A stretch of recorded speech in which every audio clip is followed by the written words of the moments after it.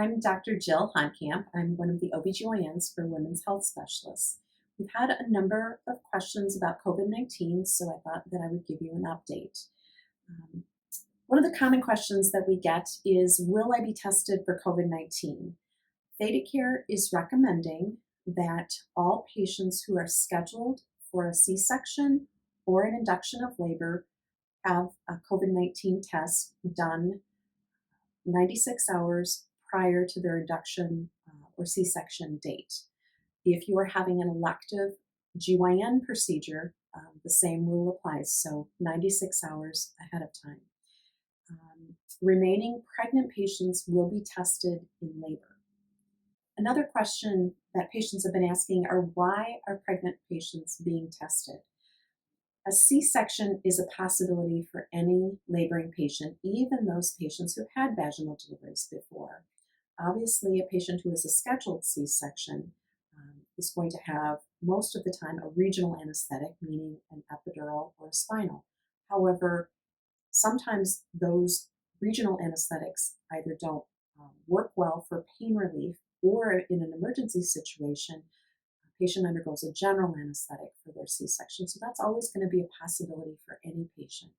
When an anesthesiologist does a general anesthetic on a patient, that means they place a breathing tube in the airway to maintain that airway. That situation is a high risk for passing COVID-19 from a patient, and those respiratory droplets get aerosolized or placed in the air that we breathe. Now, everyone in the OR is masked. However, that's not a 100% guarantee, so we want to make sure that if you're positive, that we expose as few people as possible, and we use different masks in a scenario like that.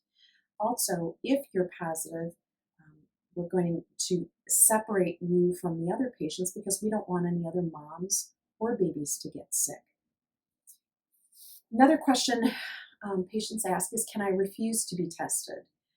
You can refuse, but I hope that you do not. And again, the reason for that is we're trying to protect the staff. That means anesthesiologists, obstetricians, pediatricians, the nursing staff, etc. And we don't want to spread it to another mom or baby. Will my support person be tested for COVID-19? The answer is they will not be tested for COVID-19, but they will be screened for COVID-19. In fact, any person, be that a physician, a nurse, a staff member, a patient, or a support person, all of those people are going to be screened on admission to the hospital. So myself, I get screened. I go through all of the questions for COVID-19. I get my temperature taken every day, just like a patient would. So everyone does get screened. Will I have to wear a mask in labor? And the answer is ThedaCare is asking patients to wear a mask in labor if at all possible, particularly when when staff members are in a patient room. If you can't wear a mask, or if it's difficult to breathe when you're pushing or things like that, no one's going to make you wear a mask. Is it safe to deliver in the hospital? And the answer is yes. Just like we're doing in our clinics, the hospitals are taking every precaution to keep patients, moms, and babies safe. Hospitals are screening, like I said, every staff member, every person that comes into the hospital. They're taking their temperature. Hospitals are constantly cleaning and sterilizing to keep everyone safe. Hospitals are also limiting visitors to the hospital, and everyone is wearing a mask. One of the questions that I got was, should I deliver at home? And the answer is no, we don't. We hope that you don't do that. Even the healthiest pregnancies can have problems with little or no warning during labor and delivery. If a problem does arise, a hospital setting can give you and your baby the best care in a hurry. Studies show babies that are born at home are more than twice as likely to die around the time of labor as those babies that are born in a hospital. What if I test positive for COVID-19? Well, fortunately, current reports show that pregnant women do not have more severe illness with COVID-19 compared to patients who are not pregnant. So obviously that's good. However, pregnant women can be more severely affected with other viruses like influenza.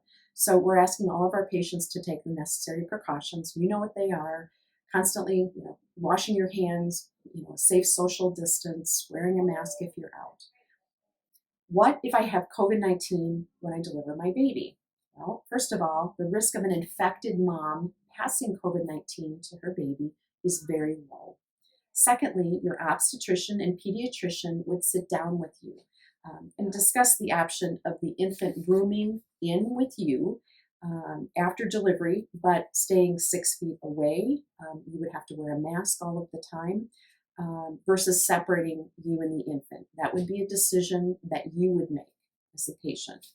A decision it will not be made for you. Can I breastfeed if I have COVID-19? And the answer is there is no evidence the virus is in breast milk, so that's good news.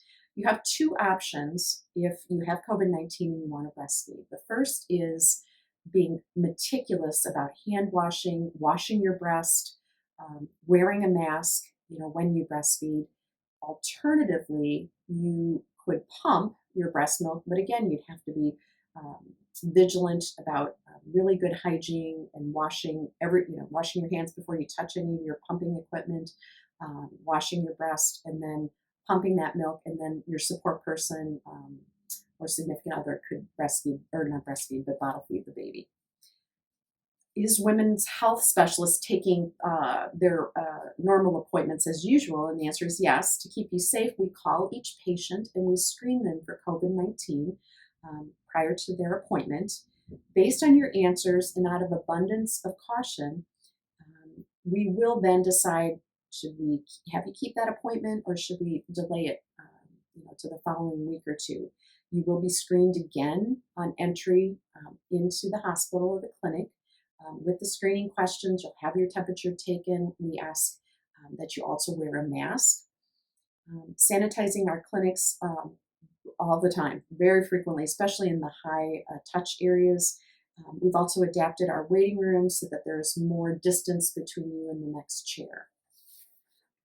Can I do a virtual visit instead of coming into the office? And yes, certain OB appointments can be a virtual visit.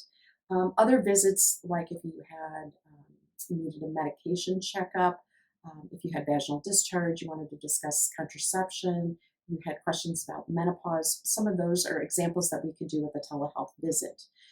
You can call our office and schedule one of these appointments. Unfortunately, we cannot do annual exams virtually. Some patients are questioning, can I bring someone with me?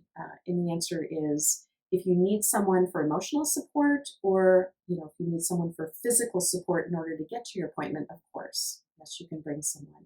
We also understand that with pregnancy, there are certain visits that are extremely important. Your first visit, the 20-week ultrasound, things like that. So we encourage you to bring a support person to those. That's fine. We understand these are really stressful times, and in most cases, women are picking up a lot of extra duties at home, including work, childcare, and teaching. We are not just doctors who care about your physical health. We want to help you through any emotional or mental issues that you may be experiencing, and believe me, if you're struggling, you are not alone. As women and moms, we tend to put our own health and needs last and put everyone else before us. We're here to keep you healthy so that you're able to care for your loved ones. Call us if you need anything. We're here for you. Thanks a lot.